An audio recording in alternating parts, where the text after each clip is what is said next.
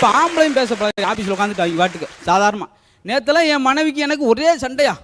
என்னையா சண்டை? அவள் என்னை அடிக்க, என்னை அவ அடிக்க, அவள் என்னை அடிக்க, என்னை அவ அடிக்க. நல்லா கவனிச்சு பாருங்க, அடி வாங்கின ஒரு வெந்தான்.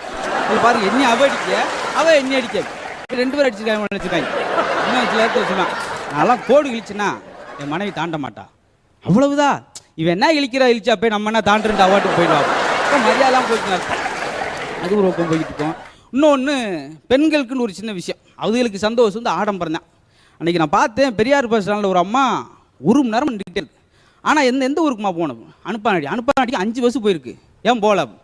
ஏன் சேலைக்கேற்ற மேட்சை எந்த பஸ்ஸுமே வரலேன்னு. அதாவது பஸ் ஏறி போய் கூட சேலையை மேட்ச் ஆகணும். அந்த அம்மா நீ என்ன சொல்லுவேன்? அவ்வளோதான். நம்ம பிறந்த நேரம் சொல்லிட்டு பேசாமல் போயிட வேண்டியதான். ஒன்றும் முடியாது. சில நேரத்தில் வந்து பேராசிரியர்கள் மாற்றி விடுறது. யார்ட்டையும் கேளுங்களேன். ஒரு ஆள் வித்தியாசம் சொன்னார், நீ சம்பாதிச்சிருக்க சொத்தே உனக்கு 200 வருஷத்துக்கு வருமையா, அப்புறம் ஏன் கவலைப்படுற? அதுக்கடுத்து என்ன செய்ய போறேன் நான் அப்படின்னு இருக்கேன்.